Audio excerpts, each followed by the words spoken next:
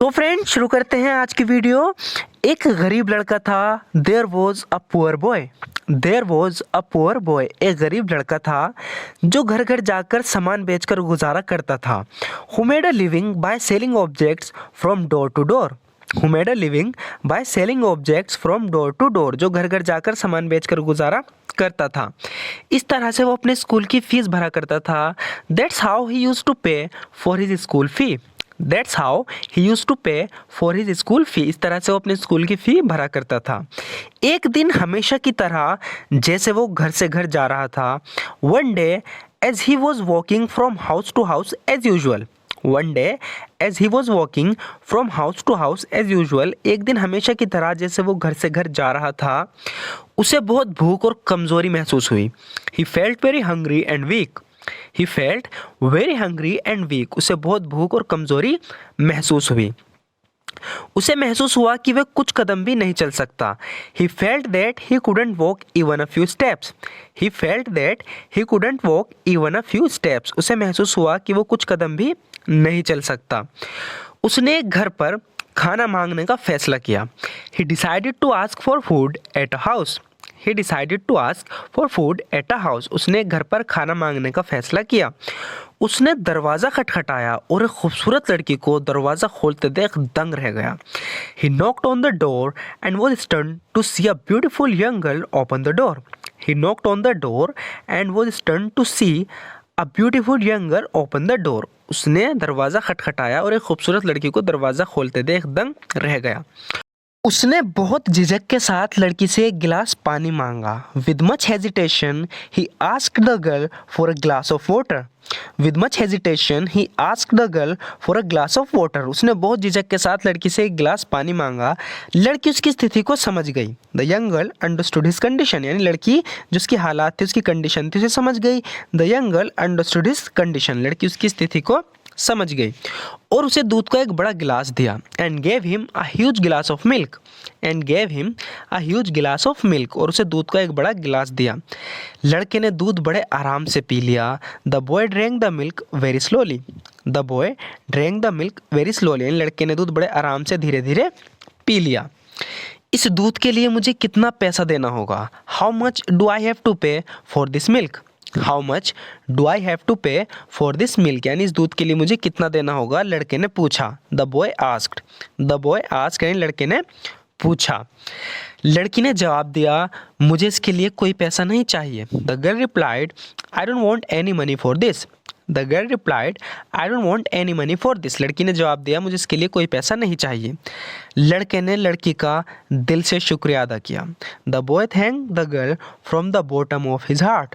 The boy thank the girl from the bottom of his heart. यानी लड़के ने लड़की का दिल से शुक्रिया अदा किया और वहां से चला गया। And went away from there.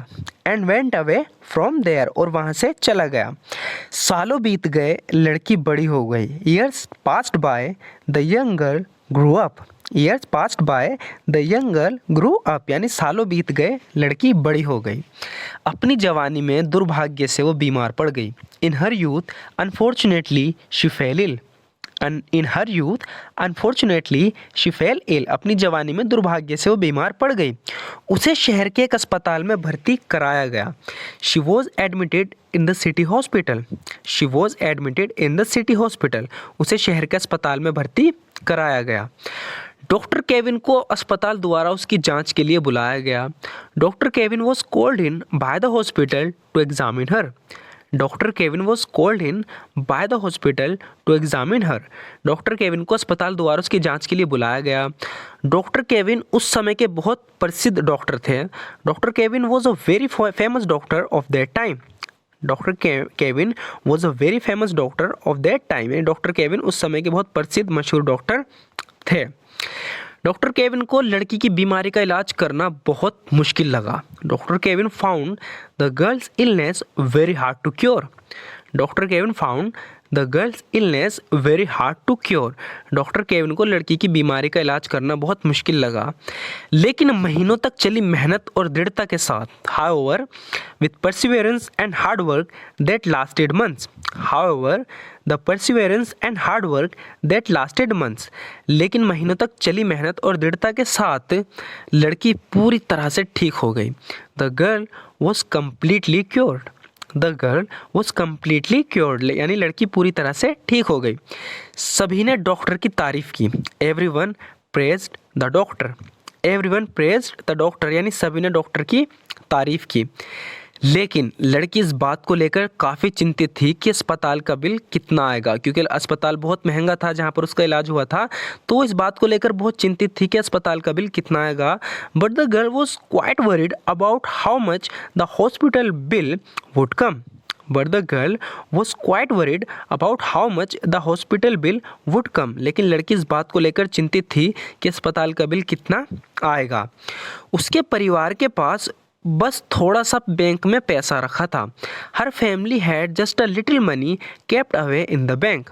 Her family had just a little money kept away in the bank. उसके परिवार के पास बस थोड़ा सा पैसा बैंक में रखा था. आखिरकार लड़की को अस्पताल का बिल दिया गया. The girl was given the hospital bill finally. The girl was given the hospital bill finally. आखिरकार लड़की को अस्पताल का बिल दिया गया. कांपते हाथों से उसने उसे खोला. With trembling hands she open it. With trembling hands she open it, यानी कांपते हाथों से उसने उसे खोला. ये देखकर वो दंग रह गई. She was stunned to see that. She was stunned to see that, यानी ये देखकर वो दंग रह गई. The bill had been crossed out and cancelled. जो बिल था उसको काट रखा था, रद्द कर रखा था, यानी बिल था ही नहीं उसमें. The bill had been crossed out and cancelled, यानी बिल को काट कर कैंसिल कर रखा था. और नीचे डॉक्टर केविन द्वारा साइन किया हुआ एक नोट था.